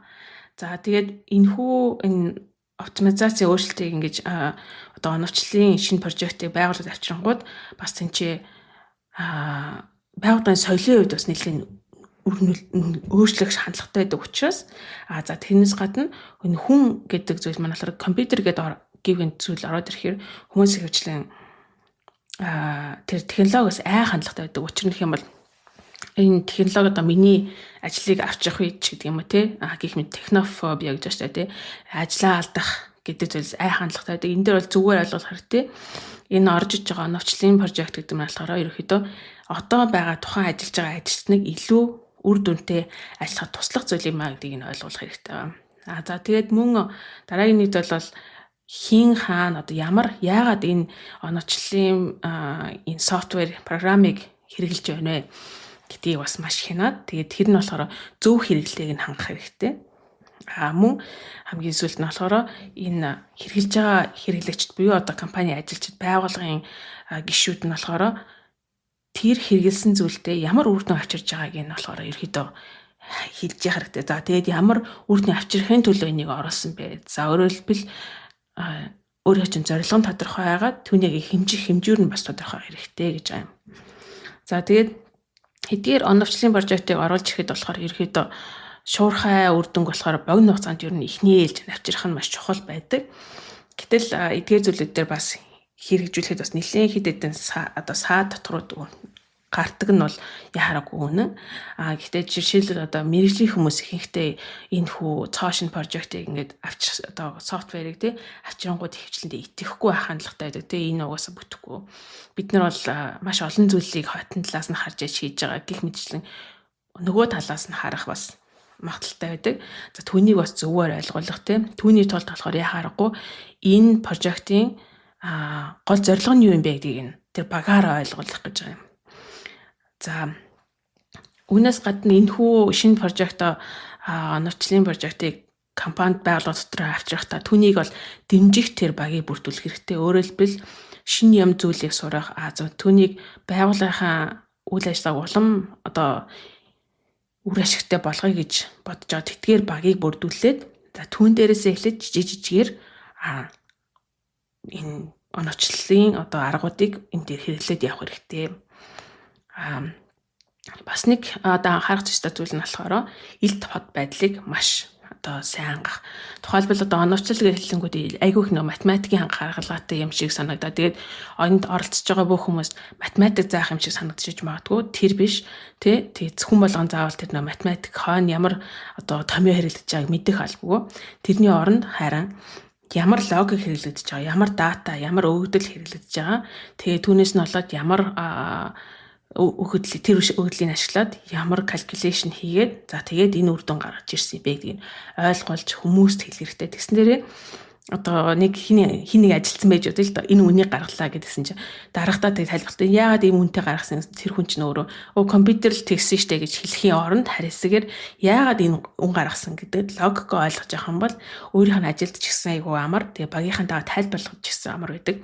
Тэгэхээр тэр үйлдэлийг нь бүрэн олгох байдлаар энэ хүү оновчлын програм хангамжаас бэлтгэх хэрэгтэй гэж амаа. За эдгээр зүйлүүд явж байгаад бас нэг хэд хэдэн алдаа сорилтууд бас учирч болно тий. Түүний нэг нь болохоор яхаарахгүй энгийн оновчлын багийнхан гэж юм л да. Оновчлын програмыг бэлтгэхээр ирж байгаа хүмүүс тэр багийнхан ингээд компани дээр ирээд төхөө subject matter experts гэж байна. Тухайн хийх байгаа зүйлийнхаа экспертүүд байгаа тий. Яг хийдэг гардна хийдэг мэрэгжлийн хүмүүс. Тэр мэрэгжлийн хүмүүстэй харилцах хийгээд тэндээс бол яг юун зорилго нь ямар дүрэн байгаа, ямар хязгаарлалт байгаа гэдгийг нь бол ерөөдөө олж авах хэрэгтэй байдаг. За тэгэнгүүт ихэвчлэн нөгөө яг ажил дээр ажиллаж байгаа хүн чинь бүх зүйлээ мэднэ. Гэхдээ яг зорилго, дүрм, хязгаарлалт гэсэн эдгээр гурван зүйлийг бол ингээд ялгаж салгахад жоохон бас угаасаа хэцүү зүйл дээ. Тэрийг болохоор ялгаж салгах шаардлагагүй ажилтдаг байгаа. Харин оновчлыг хэрэгжүүлж байгаа эдгээр багийнхан болохоор техник заавал мэдэх шаардлагатай. Тэгснээрээ эдгээр зүйлүүдийг нь болохоор тухайн хэрэгжүүлж байгаа прожект руугаа илүү хавчулдаг. За бас нэг алдаа гаргах хандлагатай байдаг нэг зүйл нь болохоор хийх ёстой боловч тиймэрхүү утгагүй төрмөдөж болно тийм. Нэг удаа жишээлбэл нэг алдаа гараад тэрнээс нь хойш ерөөс энийг л ингэж алдааг давтахгүй тул ийм дүрмтэй гээд хэлсэн тэр нь 10 жилийн өмнөх дүрм байж болно. Тэгээд тэр 10 жилийн өмнөх дүрм нь одоо хоцрогдсон ч гэдэг юм уу тийм. Тэгэнгүүт нөгөө хүмүүс байнга тэр дүрмээ дагсан хэвээрээ байдаг. Гэтэл яг одоогийн цаг байдалд нь ингээд харьцуулахад тэр дүрм нь бол ашиглагдахаа болцсон. Эдгээр дүрмүүдийг бол яг бас гаргаж явах хэрэгтэй шалгах хэрэгтэй тийм. Дүрм гэдэг бол тухайн үедээ хэрэгтэй үгүйгээс шалтгаалаад өөрчлөгдөж яадаг зүйл. Тийм болохоор бүх тэр дүрмүүд болохоор сайн гэсэн зүйл биш. Харин эсэгээр ямар дүрмийг хэрэгжүүлэх үү? Ямар дүрмийг энэ прожектоос гаргах вэ гэдгийг хэрэгтэй. Энэ мэдээж ингээд оновчлын прожектыг хэрэгжүүлнэ гэхээр чинь дата буюу өгөгдөл маш чухал болж ирнэ тий. Гэтэл тэнцээний зөрүүтэй өгөгдөл бас гарах магадaltaй байдаг. Тухайлбал гэх юм бол ингээд ажил дээр хийж яхад нь тухайн ажлаа мэддэг хүмүүсийг ингээд яг ярилцлага явж байтал зарим өгөгдөл нь болохоор тоо баримтаар ерөөсө ороогүй тэрний оронд нь болохоор толгой дотор нь явж байдаг тийм өгөгдлүүд байж болно шүү дээ тий. Тэдгээр үедийг олж гаргах тэгээ мэддэггүй тиймэрхүү цаасан дээр буугаагүй өгөгдлийг хүртэл олж гаргах. Тэгээд эдгээрийг нь нийлүүлээд тэр програм хангамжтай суулгаач өгөх гэдэг маань маш чухал болд юм байна. За жишээлбэл ингээд прожект маань эдгээр шатуудыг даваад ингээд сайжирчлаа гэж бодъё. За тэгэх юм бол эдгээр одоо анхны шатныхаа оновчлын тийм програм ангажийг бэлдсэн, софтверыг бэлдсэн, за хэрэглээд эхэлсэн гэд бодъё. Тэгэнгүүт түүнийга цааш нь хэрхэн томруулах вэ гэдэг шийдэл хэрэгтэй болж ирнэ. За түүнийг бол томруулахын тулд болохоор ерөнхийдөө эдгээр програмчийг тэр хэрэгжилж байгаа байгууллага болон одоо бизнесийн хүмүүс нь болохоор өдөр болгон хэрэглэх мэдээ шаардлагатай болж байгаа. Тэгснээрээ илүү томруулна. За энэ томруулах үйл явцад бол нэг хэд хэдэн бас ийм сорилтууд бол тулгардаг. Тэр нь болохоор нэгдүгээрт нь болохоор яхаарахгүй тэр туршилтын саяны хийсэн тэр прототип програма нутагшуулах гэдэг тийм зүйл байна. За тэгэхээр яаж эндээс нутагшуулах вэ? Өдөр тутам хэрэглэх гэж түрүүнд хэлсэн тий. За тэгээд түүнээсээ гадна хуучин байсан програмуудыг нь авч явах гэдэг бас нэг тийм зүйл байна. Хуучин арга барилуудыг нь. За тэгээд гівгэнт ингээд бас ингээд олон хэрэглэгчтэй болоод ирэнгүүт өсөлт нь мэдээж яг тэр нэг энэ хүү програмыг хэрэглэж байгаа өсөлт нь бол тухайн байгууллага дотор нэмэгдэж байгаа тий. Гэхдээ заримдаа болохоор хит их өсөлт нь одоо гинт өндөр нэмэгдэнгүүт тэр програмнаас гарах алдааны тоо бас хэд өндөрөөр нэмэгддэг мэдээж тий. Тэгэнгүүт тэрний засах хугацаа бас багасаад ирнэ. Тэрний оронд яг ингээд пейстэйгээр тий энэ хүртэл хэрэглээд төр зүрхлээ ихний ээлжинд хэрэглэжээ дараагийнх нь шатанд энийг хүртэл энэ багийнхныг оруулж ирж гэдэг юм уу. Их мэдчлэн програма засах боломж болон тэгээ тэр энийг илүү өргөн олон хүрээний хэрэглэгчтэй болох талаар нь бас ингэж тэг балансыг барих гэдэг нь бас нэлээд чухал болж байгаа юм. За тэгээд энэхүү програмыг ингээд олон хэрэглэгчтэй болоод ирэнгүүт байгууллагын дотор байгууллагын соёл болон бүтэн процесс яг нэвтрүүлэх. Түрүүнд дурдчихсан хуучин процессыг нь хаалгах тий тэр бол хамгийн анхны зүйл. Тэрнээс биш ингээд шинэ ингээд зүйл оруулсан байсан ч гэсэн хөвчлэн хүмүүс хуучин зүйл рүүгээ явах гэдэг хандлагатай байдаг. Тэгэхээр чи ингээд нэг цоо шинэ оновчлын програм оруулж ирсний ач тус алга болчихж байгаа байхгүй юу. Тэгэхээр тэр хуучин зөвлөлүүдийг хасах. За тийм үү ажилчдынхан болон мэрэгчлэнүүдийн одоо үр өгөөж тий энэ хүү шинэ оруулж ирсэн програмыг холбож өгөх.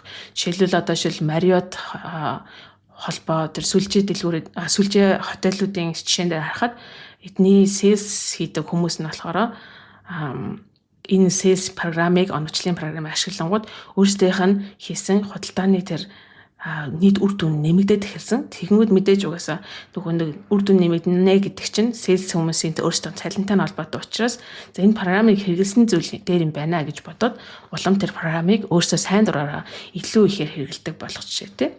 Их мэдчлэн байдлаар яхаарахгүй энэ оновчлын програм хамгаалж нь тухайн ажилтан болон байгууллагынхаа яг үр дүнтэй холбоотой байдлаар уяж өгөх шаардлагатай гэж байгаа юм. За ингээд нэг тодорхой хугацаанд нэг програм хангамж маань сайжраад програм чинь ингээд хүмүүс хэрэглээдээд гэсэн тэнгүүд одоо эндээс гарч байгаа үр өгөөж те ашиг тусыг нь одоо улам сайш нэмэгдүүлэх юу хэрэгтэй вэ гингүүд мэдээж ингээд ямар нэгэн орчин үеийн бизнес гэдэг маань болохоор ерөөхдөө зөвхөн нэг бизнес ганцхан төрлөөс бүтдэггүй. Ялангуяа том бахан бизнес болохоор маш олон төрлийн нэгжүүдээс бүрдэж байдаг. Тэгэнгүүт нэг нэгждэр нь энэ хүү ашигласан програм нэмээ ингээд үр дүнгээ сайжруулад эхлэнгүүт нөгөө бусад нэгжүүдээр нь шилэл сайжруулъя гэдэг бас санаа гарч ирдэг байгаа. За тэгэхээр тийш нь бас бусад нэгжүүд рүү нас төстэй ажил төстэй энэ зүйлүүдийг нэвтрүүлэх боломжтой. За тэгээд нэг нэгжээс нь илүү бизнесээ үр дүнтэй ашигтай болгосон учраас тэдгээр ашиг буцааж хүртээж аваад нөгөө нэгжүүд рүүгээ шилжүүлэх гэдэг бас тийм зүйлтэй бас хийж болох нэ. За тэгээ гол нь болохоор бүүнд нь ингээд тэр чигээр нэвтрүүлэх биш харин алхам алхмаар жижигэн байдлаар хэрэглэх хэрэгтэй. Жишээлбэл энэ чи Intel компани үйлдвэрлэлтэй компьютер үйлдвэрлэлийн одоо шумууд дээр яаж үйлдвэртэд нь яаж нэг тавьсан бэ гэхлээр эхний ээлжинд болохоор зөвхөн тэр бүтэн том нэг үйлдвэрийн нэг ээлжин дээр л нэг шугамн дээр л зөвхөн тэр сайжруулах прожект хийж байгаа байхгүй юу. Тэгэнгүүт дараа нь тэрнийх нь болохоор дараагийн 3 одоо шифтэн дээр хийе гэн тий. За тэгмүүд бусад лайнууд дээр бас бусад өрөлтүүдийн тэр суугууд дээр нэвтрүүлж эхлэе гэн. За тэгээд тэрний хандар нийт үйлдвэрүүд бүтнээр нэвтрүүлж эхэлдэг. Тэгээд бага шаттай явдаг. За тэнгууд нэг үйлдвэр ганцаархнаа бусад өөр газрын үйлдвэрүүдэд харьцуулахад хамаагүй үр дүнтэй яваад техникүүд за тэгвэл энэ можийн үйлдвэрүүдэд нэвтрүүлж эхэллээ ингээд. Тэгээд дараа нь за өшөө тэгвэл өшөө орон даяар нэвтрүүлээ. Дараа нь дэлхийд даяар нэвтрүүлээ гэдэг. Гэх мэтчлэн багаар тэр сайжирч байгаа зүйлтэй оновчлолтой хэрэгжилж байгаа оновчлын програмаа нэвтрүүлэх нь чухал юм аа гэдгийг ярьж байгаа юм аа. За тэгээ хамгийн сүүлд нь мэдээж энэ хүү оновчлын програмыг ашиглахад урт болон богино хугацааныхаа зорилгоодыг сайн тодорхойлох хэрэгтэй. Хаанаас эхлээд ямар богино хугацаанд эхлээд за тэгээд тэн хэрхэн урт хугацааныхаа зорилготой уялдаж өгөх вэ гэдгийг тодорхойлох хэрэгтэй. За энэ хугацаанд болохоор ерөөдөө богино хугацаа гэдээ ярих юм бол нэг 12-оос 18 сар ч юм уу тэрнээс илүү хурдан гिचхээр баг нэг ажлын хувьд боломжгүй болчихгүй. Харин эсгээр хитнээс удаан гэд болонгууд нөгөө явж исэн прожект нь гацах хандлагатай байдаг. Тийм учраас энэ моментумыг авч явахын тулд ерөөдөө хамгийн ихтэй нэг богино хугацааны зорилттой болохоор 18 сар гэж тогтоож өгöd тэр дотор нь урт хугацаантайгаа уялдсан зорилтуудыг тавиад тэгээд энэ хүү оновчлын прожектыг хэрэглүүлэх шаардлагатай маа гэж байна. За тэгээд дээрээс ингээд юу хэлэх гээд байна вэ гэхээр энэ хүү хоёрдугаар хэсэг дээр энэ тусч ин гэхдээ ингэж хэлэх гэдэг нь болохоор хүн болон мэрэгжилтнүүд болон хүн болон компьютер гэдэг нөхөө оновчлын програм хангацдаг болохоор хамтран ажиллах нь хамгийн чухал юм аа. Нэг нь нэгээрээ угаасаа бүгдийг нь хийнэ гэж чадахгүй. Тийм болохоор энэ програм хангамжны болохоор хүнийг шийдвэр гаргахад нь хэрэгтэй тэр зүйлүүдийг нь болохоор зөвөөр өгөгдлөөр тэгээд хурдан хугацаанд өгөөд тэгээд гол шийдвэрүүд нь болохоор хүн гаргадаг байдлаар иймэрхүү оновчлын прожектуудыг хэрэгжүүлдэг юм байна. За тэгээд хамгийн сүүлийн хэсэг рүү оръё. За тэгэхээр нөгөө нэг 7 дугаар бүлэг буюу хамгийн сүүлчийн бүлэг маань ер нь бол ирээдүйн талаар ярьсан байгаа. Тэгээд би та нарт хэлсэн өмнө нөгөө бид нар дурдсанчлан 12 оны ном байгаа. Тэгэхээр 13 жилийн өмнө бичигдсэн хэрнээсээ ер нь бол бид нар бол энийг бол одоо ч гэсэн үн цэнтэй ном юм байна гэж үзсэн учраас энийг орчуулсан. Яг энэ нөгөө нэг 7 дугаар бүлэг дээр бол ерөнхийдөө тэр хүн 12 оноос 25 оныгоо 30 оныг ингээд төсөөлж бичсэн байгаа. Тэгэхээр хамгийн сонирхолтой хэсэг нь энэ хүний ярьсан зүйл нь одоо биелсэн байна уугүй юу гэдгийг магадгүй тулгаж харах нь илүү сонирхолтой бүлэг гэж тэр утгаараа хэлж болно. Тэгэхээр энэ хүнд бол юу гэж хэлсэн бэ гэхээр бид нар бол ер нь альваг боломжгүй гэж ерөөсөө дүгнэх бол хэрэггүй. Энэ бол жишээлбэл одоо энэ дээр айгүй олон жишээ дурдсан байгаа юм л да. Стивенс одоо ингээ 1880 онд 1900 оноос өмнө гэсэн үг шүү дээ.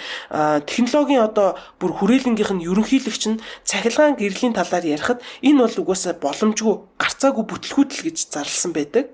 Тэгээд цахилгаан гэрлийг бол тэр үед хүмүүс тэгж харж исэн байна тий. 1968 онд IBM-ийн инженер нь микрочипэд эргэлзэж исэн. Инженер нь өөрөө микрочиптэй эргэлзэж исэн. Энэ ер нь юунд хэрэгтэй юм бэ? Энэ ямар ч хэрэггүй гэж асуусан байдаг. За тэгээд цаашаа бүр ингээ явах юм бол Western Union гэдэг компани байдаг. Western Union гэдэг компани өөрийнхөө тэмдэглэлдээ энэ утас харилцаа холбооны хэрэгсэл болж байгаа гэж үзэхэд дутагдaltaй байна. Энэ төхөөрөмж бидэнд ямар ч үн цэнэгүй гэж дүгнэлтүүд бол гаргасан байдаг.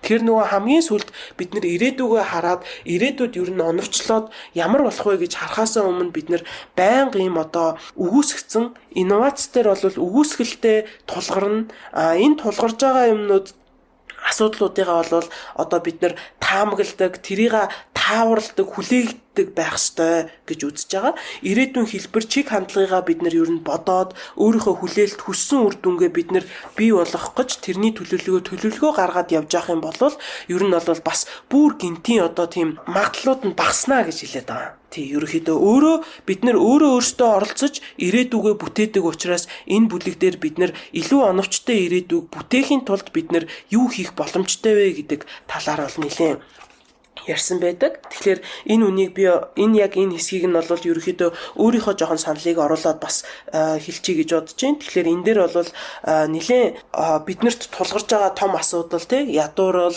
дайн одоо энэ их хязгаарлагдмал нөөцийн одоо энэ асуудлуудыг бид нар бол ер нь энэ оновчлол ашигласнараа бүр хүн төрөлхтний хөгжилд ихээхэн хувь нэмрийг оруулж чадах энэ технологиг ашиглаад одоо энэ том одоо энэ нийгмийн асуудлуудыг шийдвэрлэх хэмжээнд нь одоо бид нар хөгжүүлж чадах болов уу гэсэн зохиолчийн одоо өөрийнх нь итгэл үнэмшил байгаа.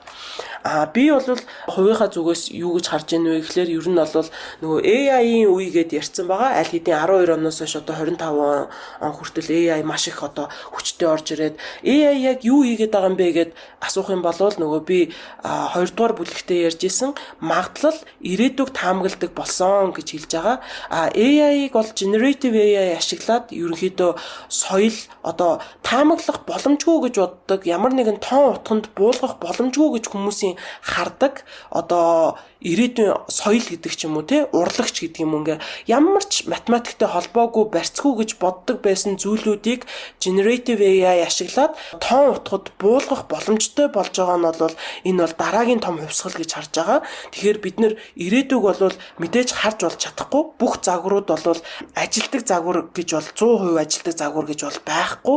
Гэхдээ бид нэр ямар хэмжээгээр ирээдүгөө одоо урьдчилан таамаглаж чадна тэр хэмжээгээрээ бид нэр шийдвэр гаргалтаа илүү сайжруулж өөрсдийнхөө хүн төрөлхтний хөгжилд одоо ингэж хувь нэмрээ оруулах боломж гарч ирнэ гэж бол харж байгаа. За тэгээд дата анализийнхаа талаар нэг багцлаад хэлэхэд бол Монголд болохоор ер нь жоохон өрөөсгөл ойлголт байгаад байдаг. Дата анализыг одоо ямар байдлаар ашиглаад байна вэ гэхээр хүн өөрийнхөө хэлхийг хүсэж байгаа одоо түүх сторидо тааруулж ерөнхийдөө ингэж дата анализыг ашиглах гэдэг. Яг эсэргээрээ байх хэвээр өгөгдлөө харж агаад дүгнэлт нь гарч ирэх хэвээр байдаг. Тэгэхээр энэ процесс бол Монголд бол нэлээд одоо ингэж уруугаар өрөөсгөл ашиглагдаад байгаа нь харагддаг. Тэгээд бас нийтлэг бол дата анализыг бол өгөгдлийн дүрслэл буюу data visualization байдлаар одоо төсөөлж байна. Гэтэл энэ data analysis оновчлол гэдэг маань бол өөрөө бүр маш гүнзгий одоо шинжлэх ухааны бүтэн салбарыг багтаасан юм бүтэн сэдэв байгаа. Тэгэхээр data analysis-ийг зөвхөн өгөгдлийн дүрслэлээр битгий хараасай гэдэг хоёр дахь миний одоо хүсэлт байна. Гурав дахь нь болохоор дата бол ерөнхийдөө одоо нөгөө шинэ газрын тосч гэдэг юм ингээд хүмүүс ойлгоод эхэлсэн. Айгүй их одоо дата бол алт гэдэг ч юм уу тиймэрхүү ойлголтууд бол хүн болгонд гарч ирж байгаа. Гэхдээ энэ бол нөгөө алт газрын тосноос ялгаатай зүйл байгаа. Энэ алт газрын тосыг бол бид нэр ингээ ухаа гаргаж аваад алттай болчдөг. Эсвэл газрын одоо боловсруулад газрын тостой болчдөг бол энэ нөгөө дата маань датагаа ухаж авдаг асуудал ерөөсөө биш байгаа. Энэ нөгөө зүйрлэл маань өөрөө жоохон оновчгүй гэх юм уу та. Яагаад оновчгүй гэж хэлж байгаа вэ гэхээр дата хизээч датаг ухаж аваад оновчтой шийдлийг бид нэр шууд олно гэж үздэг процессын хувьд. Харин яг асуултаас бол эхэлдэг. Ямар асуудлыг яаж шийдвэрлэх вэ гэдэг тэр асуудлаас эхэлж бид нар дараа нь ямар дата хэрэгтэй вэ? Яаж энэ асуудалд шийдэл олох вэ гэдэг дээр үндэслэж судалгаа нь явдаг учраас магадгүй одоо энэ хүмүүсийн яриа иш татаад байдаг дата бол алт гэдэгтээ бол би бас яг 100% санал нийлдэггүй. Датанаас алт гаргаж авахаас илүү асуулт тавих чадвар маань өөрөө датанаас алт болгох тэр үн цэнийг бий болгодог юм аа гэж хэлмээр байна. За тэгээд энэ хүрээд бит хоёрын ном маань дуусч байна. Нилээ маш их нөгөө нэг дотор агуулгатай тэгээд техникэл тиймэрхүү юм бас нэлээд байсан гэж магадгүй. Гэтэ ингээд номноос харахад бол энэ оновчлол гэдэг оптимизац гэдэг зүйлийг бол өдөр тутам ялангуяа амьдралд хэрэглэх бүрэн боломжтой. Тэгээд жижигхэн нэг зүйлийг өөрчилсөн тэрнээсээ бид нар бол одоо өдөртмийн амьдралыг сайжруулах боломжтой компани одоо үр дүн ашигуудыг сайжруулах тийм боломжтой зүйл гэдэг энэ бол энэс харагдаж байгаа юм л та тий. Аха. За тэгээ тэрийг багч гисэн юм тайлбарласан ном байсан болов уу гэж бодож байна. Тэгээд манай бас сонсогчд маань бас таалагдсан байхаа гэж найдаж байна. Нилээн тийм өөр төрлийн ном оруулж ирсэн. Гэхдээ яг нөгөө мэрэгжлийн хүн ярьсан болохоор ойлгомжтой тайлбарласан байхаа гэж бодож байна. За тэгээд түрүүнд Болромонд оржсэн хэрвээ номыг авах сонирхолтой байх юм бол Facebook пэйжээр нь орж ирж бас авч болох юм байна. За тэгээд мөн номын дэлгүүрээр зарж байсан шүү дээ. Интер номд дээр бас зарагдаж байгаа. Тийм. Оновчлын 90 гэдэг нэртэйгээс харагдаж байгаа юм байна. За За тэгээд хоёлаа дугаараа өндөрлөхөөс өмнө спонсорууд урдээ Think Pharma, Quality for your health, made in Germany, таны эрүүл мэндийн чанарыг Германд үйлдвэрлэв Think Pharma. За тэгээд зочин хөтлөгчөөр орж ирсэн болроо баярлалаа. Баярлаа. За тэгээд дараагийнхаа дугаараар уулзтлаа. Түр баяртай. За баяртай.